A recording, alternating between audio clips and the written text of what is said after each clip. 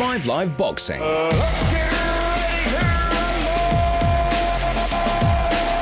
It's another podcast from New York City. In fact, inside Madison Square Garden. It's been the workouts today. The fighters have been in the ring.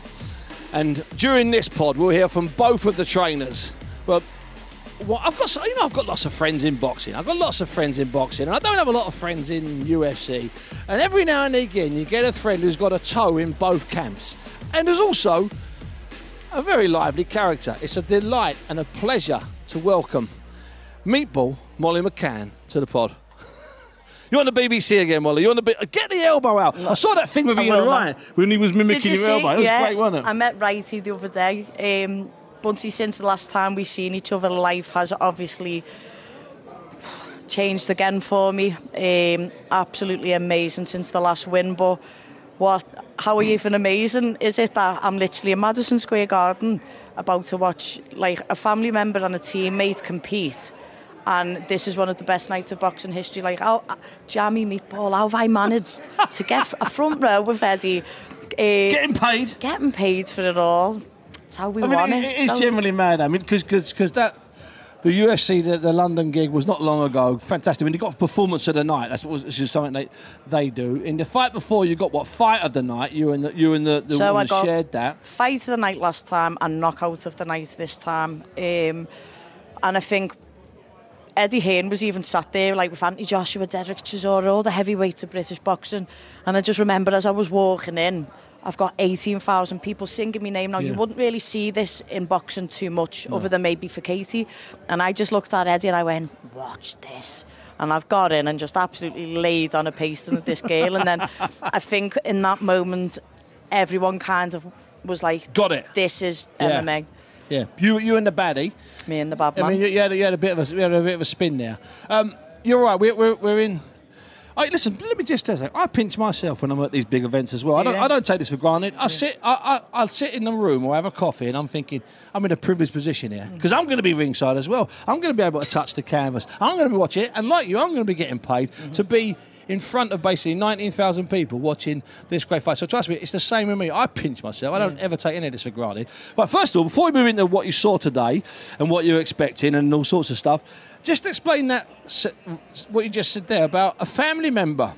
Well, you're not related to Amanda Serrano. I didn't know you were Puerto Rican blood in your Molly. A few years ago, I'd say probably pre-London Games, we'd done a family tree. All our family comes from Bray and Wicklow, but when my nan and granddad moved to Liverpool, we kind of lost ties. Facebook weren't about, mobiles, all that kind of thing. And we went back into it, and my nan is Bridget's auntie, so that's obviously Katie's mum. So me and Katie are second cousins, and we only met each other about a year and a half, maybe a year ago, for the first time. Obviously, she was aware of me and I was aware of her, but not that our family connection. And the first time, I've just seen it again a minute ago, and she was like, "You're all right, cousin." This person's my idol. Before I knew she was my family and my blood, she was my hero and who I wanted to be. So honestly, I just have to keep pinching myself. I'm just on cloud nine. Because for people that don't know, you did box. You did box before you moved into the business you're in now. You were an amateur boxer, and you won a national title. Yeah, I won the ABAs out of the Golden Gloves ABC, and for the last 4 years, I've actually been in the Rotunda with Joseph McNally, Declan O'Rourke, and obviously a few of the Smith brothers. Yeah. Well, we're not sure how many there are. There's at least 6 or 7. I know. I'm a self-proclaimed Smith sister now as well. Well, let's deal with a little bit of what we saw today. Let's deal with Amanda Serrano first. What I find amazing about what she's done, Molly, is this ability to go up and down in all those weights. Sometimes moving from superfly to light welter, whatever it is, 20 odd pounds in 5 or 6 months or 10 months. I mean, that you know yourself. You're a flyweight in UFC terms, aren't you? But you couldn't bump up 2 or 3 weights, could you? Not at all. Not at all. I think when we talk about Amanda Serrano, a lot of respect has to be put on her name, because there's not men who do this. Not a lot of men can do this. Over 8 years maybe, but certainly not over 18 months. Yeah, and when I've just watched her in that ring, then I started shaking. I was like, having kittens, thinking, Jesus, tonight. Biceps don't win fights, but she's in some good nick. She's staggering shape. I was watching her, and when she was stood with Katie all this week, she looked bigger than Katie, and I was thinking, Isn't Katie the heavier fighter, is what I was thinking. Naturally heavier fighter. Yeah. But I was looking at Katie then, but without putting it too much onto Katie, Amanda's just looking impeccable right now.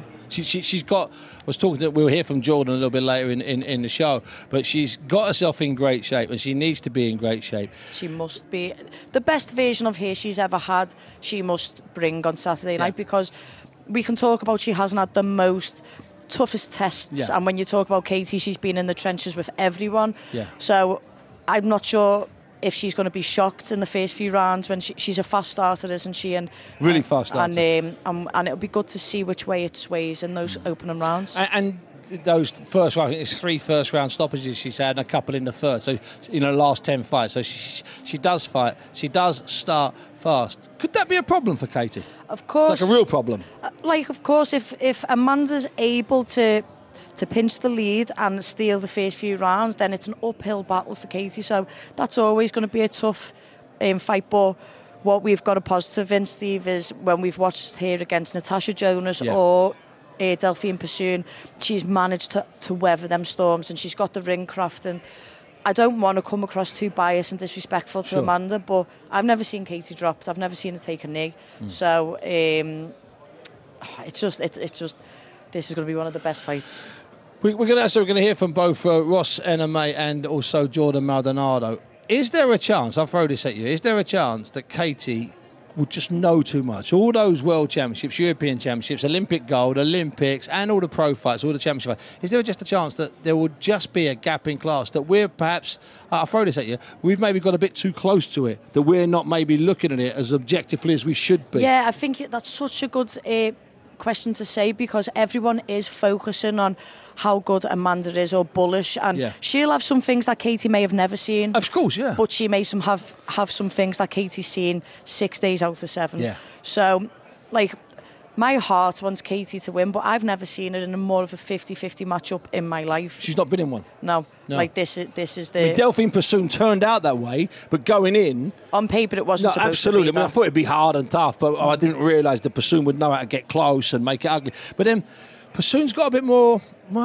she's bigger, she's more physical, she's got physicality, strong, but what we know in Katie is with every question that's been asked of her, she can always give a good answer, and she finds a reply. She must have learned from those fights not to do the same mistakes, or not even if it's a mistake, just the same movement patterns that was getting her into trouble. She's going to know that she's going to have a problem in an Amanda, and it'll be good to see her fight the southpaw again, because I only fought my first southpaw in my last fight, so I know they can be quite tricky little... And she's a good southpaw. She's a very and you know what I mean by that. I just watched the stance, her balance. She's not sloppy. No. She'll roll on the outside and come in again. She looked... I know these workouts, you can't really tell by them. I appreciate that. Except I'll tell you a workout story in a minute. I know you can't really tell, but you can get a sense. And she looked really sharp. And a story I'm going to tell you, we were here in late May, going to early June 2019, when Joshua was here, massive entourage, 60 people, expected to be a walkover against a fat roly-poly Mexican Andy Ruiz. You had Josh Kelly. Yeah, exactly. And that was a war and a half. Yeah. And I was here with Mike Costello, who worked with us at the time. And we went along to the workout and everyone was there. And then suddenly Mike went off to get a cup of tea or a coffee. And I watched Ruiz. I texted him, I said, get back. And what we did is we watched Ruiz's feet. I'd seen him at the Olympics. I'd seen him roly-poly, throwing left hooks. You stand there, he'll hurt you, don't get me wrong. But Joshua wasn't going to stand there. Then I looked at Ruiz's feet in that workout. And hand on heart, from that day on, like the Wednesday, all of our pods, we added to it. But he's really fast, Ruiz. I'm not saying we predicted a win. I'm not going to rip the proverbial out of it. Leave me alone. But we did change our opinion, because I just assumed for some reason that he was a bit of a plodder. His feet were brilliant, and that's what did it. That's how we managed to get close to Joshua when Joshua thought he was out of range. Don't go anywhere, Molly. We're just going to catch up with. I went to, just before it all started, I managed to track downstairs and grab hold of Ross Enamé, who works with and trains Katie Taylor, and they have a long relationship. We don't often hear them talking. I think I've never heard the two of them talk at the same time. I've never heard them sit down. They don't say a lot. Katie's quiet and Ross is quiet. And I sat inside the Hula, which is this phenomenal venue in the basement here, where lots of things happen. One of the things I like about it used to be called the Felt Forum in the 70s. And what used to happen at the Felt Forum, this is a true story, they used to have this crushed velvet wallpaper, and it used to be so wet, right, the sweat, and it used to run down purple, and it used to stain the carpet because the atmosphere was unbelievable down there in the old felt form. Anyway, I sat down with Ross, and we started talking, well, about this fight and just how big it is. Biggest fight in female boxing history, so Katie's ready to go. She's had a great camp. I know everybody always says that, but she's actually had a great camp, and she's up for this fight. Have you sensed any change in her, Ross? Because, you know, you've been around her now more than anybody, apart from her mother, since the Olympics. Have you sensed even any type of change in her as we get closer to this one? This is the fight where, you know, big fighters step up to big occasions, and this is the type of fight where this is something she needed. She's had to go through these mandatories. She had a little bit of a calf injury in the past year, and, you know, right now she's healthy, she's strong, and she's focused, and she knows the magnitude of this fight and what it means for her legacy. I've been around an awful lot, amateur and pro, in fight week, and I've seen her in a great place, and I've seen her a bit agitated, and I've seen her calm, but I don't think I've ever seen her like this. She's just in a different place. She just seems so focused, so calm, so ready. She's 100% ready to go. She's ready to fight right now. You know, her weight's good. Her weight's better than it's ever been this close. I mean, she's ticked all the boxes, and we just can't wait for Saturday. Have you had to study Amanda a lot? I mean, so we've never really spoken too much to you on the BBC. Do you do a lot of work with Katie on the opponents, like watch the fights together, or do you do the work on your own and then give her what you've seen? How does that work? How's that part of your relationship work? I spend more of the time watching the video. She's not crazy about watching too much, so if I find something, I'll give her a 2-minute piece, you know, rather than she doesn't like to sit and watch too much of the, you know, full fight. But so I'll take parts of different fights and just kind of show her tendencies. I mean, you never know what's going to happen in there, but there's obviously tendencies. How'd you do that with someone like Amanda, who one day's a super fly, the next day's a lightweight, the next day's a light welter, the next day's a super feather? It's a ridiculous system. It's crazy how she's jumped around in the weights, but I guess at the same time, with female boxing, before she had Jake Paul, you kind of have to take the opportunities that are there. So I can't really fault her for that. She's kind of had to go where she's had to go. But her style doesn't really change. I mean, she's been a lot bigger than some of the girls, but she is who she is. She likes to come forward. She likes to go to the body. You know, she likes to plant her feet and kind of work like she's hitting the heavy bag. Yeah, you know. Slug away. Yeah. You know, Katie is, you know, pioneer doesn't quite cover it. She's created the whole revolution, and she plays it down when you talk to her, because Katie plays everything down when you talk to her. But you must be proud, Ross, to be playing your part in what is an enormous revolution with this woman who you've had in your charge now for a long time, leading it.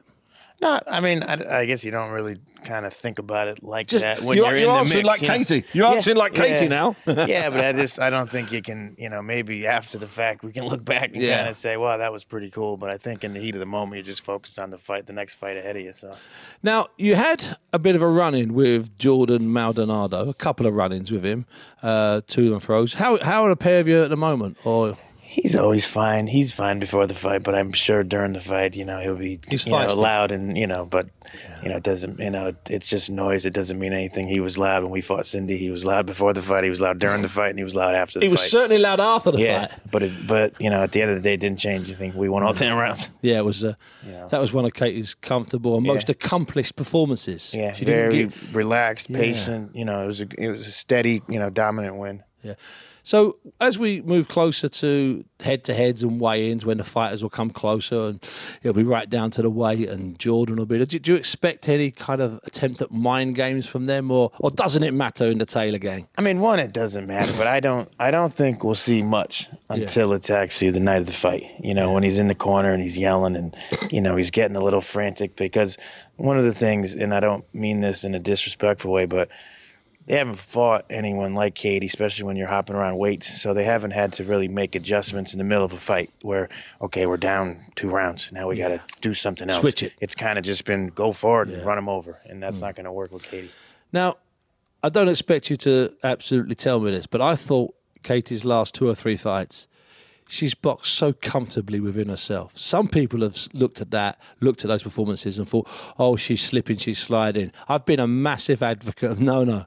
She's relaxing. She's enjoying it. She's not taking risks. And I interviewed her up, I think, in Manchester or Liverpool. Instead of a mark on her face, she'd just gone 10 rounds. Well, it's like when she fought Jennifer Hahn. I mean, Hahn's been around. You know? I mean, her She's fighting legitimate. family. Yeah, and it's like she won all 10 rounds. She didn't have a mark on her face. So some Dropped people. her. Yeah, I mean, people want to see Gotti and Ward every fight, but they're not going to be there 10 years later when you're sipping out of a straw. So, if she can win comfortably like that, why not? You're not getting paid more to get in a war and get beat up. I mean, the crowd might like it, but you got to be in there for yourself at some point. Can she beat Serrano comfortably, or will it have to be a hard fight? Will it inevitably have to be a hard fight?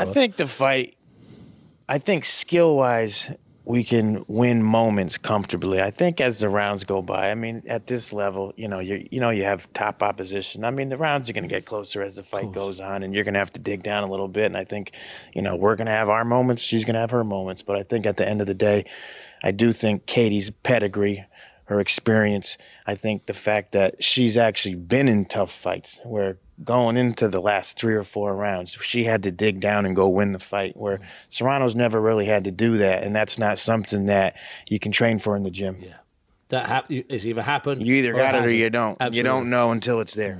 And just one final thing, Ross, thanks for your time. Can you even enjoy the walkout when the Irish are singing, when there's all the noise, all the flags? Can you allow yourself just a second on that walk to just take it in for 5 seconds? I mean, to be honest with you, I couldn't care less if there was nobody here. I mean,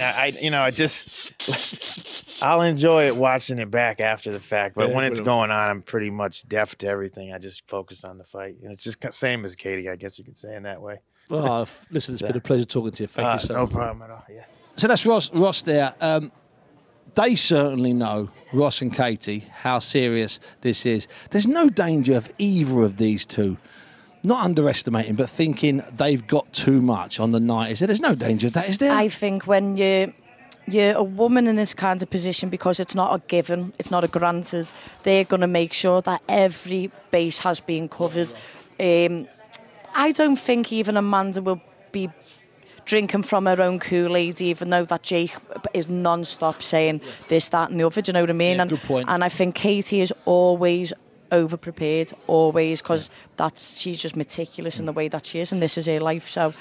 Yeah. Have you been around her before in fight week? Have you? Cause I know in the last one at UFC Liverpool, I got to see the warm up, the workout, and I got to see the weigh-ins. And she's so. What I just took from the conversation I've just had with her is she doesn't make an occasion out to be any bigger than it is. So she'll downplay it, and she's just getting in there with another body, and that's what it is. And I said to her before, I said, do you remember how loud it was when you fought Natasha Jonas in the Olympics? Yeah. She went, I said, what a night this is going to be that on steroids. And she started laughing, and I was like, well, you've got your Puerto Ricans, you've got your Irish. For Liverpool's still coming for beefy, so we'll all be, like, it's just going to be, it's going to be great. And the girls deserve it, and I shouldn't even be saying girls. These two fighters deserve this moment. But listen, I agree. It's an interesting point. Now we shouldn't. Should we stop saying this is a great women's fight, or should we just stop saying this is a great great fight? Well, of course, I agree with both of those. I agree with both of those starters. The bottom line is, it is a women's fight, and they're setting records in the big house, first time, and they're both making over $1 million. I mean, this is you're in the business, okay. You're a bit odd. I mean that in the nicest possible way, because we're not quite sure why you are in the business. Because we're not sure if you make millions. Whether all my peers, everyone in the UFC, our peers is online post fight. Exactly. So everyone has a comment to say, or this, that, and the other. But I'm not doing extra special, but I'm doing. Yeah. That last fight put me in good stead. I've literally just got a sponsorship with Barstool, which is literally a big multi-million-dollar business over there, and I'm starting to make what I deserve. Good. But the point I'm making is that if you suddenly start making ridiculous amounts of money, I think you might be the kind of person that spends it in lovely ways by setting up all sorts of stuff. That's what I mean. In a positive way. In a positive way. I'm obviously working with Weapons Down, Gloves Up, me and Tony Bellew, Dave Hughes and Billy Moore. March 9th we actually start our next cohort, so we get kids off the street into the boxing gym and then into a classroom. They get their CEC card, and then they get a job straight at the end of it. And like I said, when I make my money, I'll have a Molly McCann Foundation doing exactly Bingo. the same That's thing. what I meant. That's where I'm going to go with, That's Molly McCann's way. Molly, listen, I also caught with Jordan Maldonado. He was, and he's a lively character, Jordan. He's got a little bit of history. He's got some form for all sorts of shouting and screaming. And I caught up with Jordan, and he was, as you would imagine, equally focused and equally relaxed, and in fact equally as impressive as Ross was when he was talking about Katie. You know, we always work hard. Every fight that we have is a must-win. You know, when you get to a level that Amanda Serrano's in, every fight is very important. You know, you make a mistake and, you know, there could be a setback. So, you know, we work hard every fight. You know, for the fights moving forward, we work smarter, not harder. Now, with Amanda, I know you've been in a lot of fights with her. You've been in some big fights. You've been fights over the years. You've gone over to MMA. You've known her a long time. Have you sensed a difference in her this time, Jordan? Because I understand it's a big, fights are fights, but this is a big one, baby. Yeah. No, actually, you know, the energy's higher. You know what I'm saying? We got well prepared for this fight. Her last 2 fights have been in big venues. We fought on the undercard of Jake Paul in Cleveland. There was over 17,000 people in that one. And then her very last one, we fought in Florida, and there was over 18,000 on that one. So it kind of like, you know, prepares you for this. You know, God's timing is perfect. He makes no mistakes. And, you know what I'm saying, those 2 fights leading up to this one prepared us for the magnitude and the amount of people that are going to be present. And the way she is now, 2 or 3 days out from the fight, I grabbed a few minutes with her yesterday, and she was fantastic. Yeah, she was absolutely brilliant. Yes, her energy's super duper. Is she about where she's normally at this time before a fight, or is she a little bit more serious, a bit more introverted? You know what I'm saying? Well, I mean, the only thing is, it's a little bit, a lot more media. You know what I'm saying? That's the truth. I mean, if you know boxers, most of the time all they want to do is train, get ready for a fight, and perform. This is a little bit more than what we're used to, like tons of media. But, you know, we welcome it, man. It comes with the territory of magnitude. You know, a fight like this deserves, you know, all the press that it's supposed to get.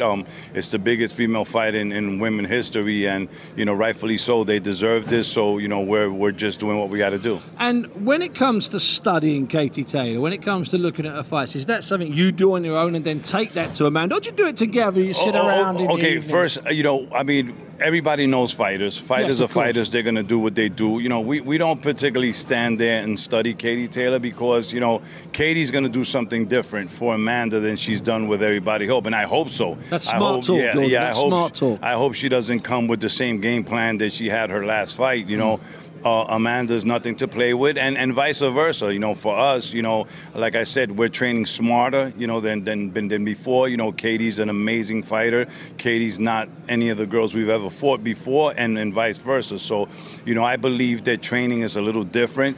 You can't sit and watch a fight, you know, that Katie Taylor did with someone else because, like I said, you know, they're stepping their game up. You know what I'm saying? It's a different thing. So I know that I'm going to get a different Katie Taylor, and Katie Taylor's going to get a different Amanda than she's normally seen. Now, you've been there before in the opposite corner to Katie when Katie fought Cindy. Was Katie better that night than you expected? Because that's a privileged position when you're in the corner. You know, you see things that maybe you don't see even from 10 feet away. No, you know, quite frankly, that particular fight was the first time I got to see Katie close firsthand.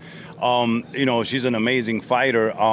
I thought there was a lot of things she could have done that she didn't do. You know, she didn't cut off the ring on Cindy. You know what I'm saying? Cindy was able to, do what she had to do to make sure that she went the distance and she wasn't hurt ever. You know what I'm saying? So, Katie's Katie. Like I said, Katie's an amazing fighter, and she's coming to do, you know, what she has to do. Katie has a ton of amateur experience, and now she has 20 professional fights.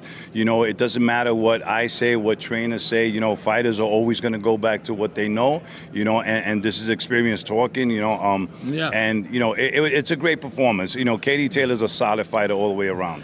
Now, Jordan, don't take this the wrong way, but you get fairly lively and animated in your corner work. I mean, that's part of what you do. And you've had a few run-ins with Katie's trainer in the past. No, actually, never really quite actually got into anything with him. I mean, it's boxing, tempers flare a little bit. Not much was said, but like I said, it has nothing to do with, what's his name? Ross. With Ross and myself, where it's just the way you are. Well, it's the way I am, and number two is, our job is to train the girls. It doesn't matter what I say, and it doesn't matter what he says. At the end of the day, Katie's got to perform, and Amanda's got to perform. It's not a reflection of who he is as a man or who I am as a man. You know what I'm saying? Now, if we were fighting each other, it'd be different. You know what I'm saying? We'd be talking something different. But I'm saying right now, he's the guy he has the task of training Katie Taylor. I have the task of training Amanda Serrano. So like I said, doesn't matter how many people I have in my entourage. What matters is the two women that step in the ring, this coming Saturday. And finally, it's going to be a hell of a night in the Garden. I know you've been in the Garden before. I'm sure you have over the years as a fan or with fighters. So it's going to be a hell of a night.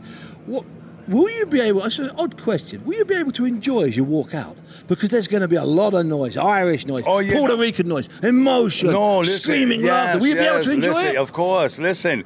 We fought Katie Taylor in Boston. You know what I'm saying? Exactly, yeah. And wow. there was... any Irish in the crowd? Listen, let me tell you something. The question is not if there was any Irish, was there even a Puerto Rican in there? You know what I'm saying? It was all Irish, and, rightfully so. Like I said, I was born and raised in boxing. I fought as an amateur. I've been around boxing for a very long time. I know what comes with the territory. You know what I'm saying? I mean, fans are fans. Sometimes the fans are a little more animated than even the fighters. You know what I'm saying? So, I respect that, and I know that everyone's coming to see their favorite. Everyone's paying. Everyone's rooting for theirs. We have fans that are diehard, that are ready to bet their house on Amanda. I'm more than sure there's a lot that are doing the same for Katie Taylor. Like I said, there's nothing but respect for Katie Taylor. They needed each other, I believe, to get to this level. You know what I'm saying? They did a hell of a job, doing the right thing, performing the right way to get themselves here. And this is why, come Saturday, they make history together, not only fighting in this iconic event, Madison Square Garden, but also getting a 7-figure payday that before this fight, no one even thought a woman would get that. You know what I'm saying? Yeah. So, with all being said, tune in, man. Make sure you're there. It's going to be a good one. Jordan, it's been an absolute pleasure. Absolutely, finally man. Talking to you. Thank you so much for your time. Thank you so much. So that's Jordan there, and it will get lively. It will get, fairly lively between him and Ross at the end. And he sounds as realistic as Ross did. They both know the type of fight they've got. Okay, so let me take you to the night. You're at ringside. There's 18,500 people around you. I've had 10 gins. You've had at least 10 gins. The place is going absolutely well. I'm not even sure. It might just set all sorts of sound records, like you were saying. I think the decibel is going to be like this. Ooh. What happens in the first round? And here's another thing. And you've been in the octagon. You've been in the boxing ring. You look in your opponent's eyes. You get a sense of their body language. From ringside, do you think you'll be able to tell anything about either of them? I always think you can see it in the eyes, and I always think they've had to do countless stare downs. However, once you've made weight, the jobs are done. You're getting in there to fight. Then when they look at each other, I said it before, Amanda Serrano's a self-proclaimed Boricua. She's coming from the streets. She's a hard knock, but Katie's from Ireland. Do you know what I mean? And she doesn't need a bravado. No. She doesn't need that. She just gets just there. It's just in her. It's just in her. And the first round, I honestly think Serrano's going to come in heavy. And I was watching Katie move then, and she was switching stance a little bit after shots, moving out the way. And that's muscle memory ingrained in it, even when she's just going through the motions there. So I think Amanda's going to try and startle Katie. How Katie copes with that moment in that first round would dictate the first 3-4 rounds. But I'm going head on heart, and I'm going to go with Katie. I was going to say Graham Boylan. Not Graham Boylan. Eddie Hearn just went, I'm going to go for a Katie late stoppage. And I only think he's saying that because both girls will empty the tank. Yeah. So when you empty the tank, a shot that would never rock you can finish you. Yeah. And I think that's what we might see. But I'm not even on the fence. It's Katie for me. So let's put it this way, just to paraphrase before you let it go, because you're in match demand. We've got an incredible first round. You can't take your eyes off it. They might start to settle down in rounds 2, 3, or 4, or 5, or 6, but it's going to take a lot out of them. And we don't know what either of them are going to have left come 7 or 8. I'm It's just some saying, fight, isn't it? Katie's just going to come with them. I know them straight shots, roll, rip to the body. And when I've watched her fight the southpaws, I don't think Amanda's got the same lead as what Natasha has. So Natasha's lead hand, you can't get past that lead, and that backhand Natasha's got straight down the pipe, boom, and it's like a crack of the whip. It's so hard to get past, and that fight was so close. Yeah, it was. Amanda's got more physicality, but has she got that IQ? And I'm just asking, has she? Because I don't know if she has. No, it's a valid question. Yeah, I'm not sure she has. Certainly not Natasha Jonas's IQ. That's what I mean. That's one of the smartest boxers on our planet. Yeah, that we've seen. And she, like herself, got the long way there, but she finally got that shout out, Tash, on that finish, because that was your cherry on the cake and your crowning moment. I tell you what, Molly, I've got to tell you something. I don't know if there's anybody in the world that doesn't like Natasha Jonas. No, seriously. No. Because me and you, we might divide people a little bit, okay? Our hearts, we think, are in the right place, and we like each other. That's all that matters to me, mate. We can go off into the sunset together. But I don't know anybody. If I ever met someone that didn't like Natasha Jonas, I'd be very nervous of them. I've never seen Natasha angry. No, never, neither have like I. I've going on knowing her since 2007. Yeah. 2007, we're in 2022. I train with a brother, Liam Malloy. He's an MMA fighter. Have a look for him because he is the next big thing. Southpaw as well, and that left hand, boom, put people to sleep. Right, so we've covered this fight. We've heard from Jordan Maldonado. We've heard from Ross Enema, who's going to be obviously in Katie Taylor's corner. We've got another pod coming up tomorrow after the press conference where we'll speak to Jake Paul and Eddie Hearn. And then we'll have the main, after the weigh-in, we'll do a little bit of detailing. But this will be the last time you and I speak. Not that it's personal, but what's coming up with you? Is it June or July? Or July. I've signed the contract. It doesn't actually state where it is. However, I will be out July 23rd. And obviously until the UFC release it, I can't say who it's against. However, this person's as small as me, and I've got 1 inch reach on here. Like normally I've had, the last fight was 9 inch on me. The fight before, she had 10 inches on me. So you're actually going to see me boxing ability in this fight. Like if I want to take it down and she brings it that way, she will. But the range, I'm going to have better range control. You know what? In this job I've been doing, and I've been doing it a long time, sometimes I enjoy every interview. Some interviews are really good, and some I really enjoy. And then there's the Molly McCann phenomenon. I love working with McCann. Thanks, Bunsey. Oh, meatball, come here. Anyway, we're back tomorrow as the week continues here in New York City. It's the Garden. It's the biggest fight involving 2 women of all time, and there is a genuine buzz. Come on, Katie, as they say. Back tomorrow. Thank you. Let's get ready to rumble. 5 Live Boxing.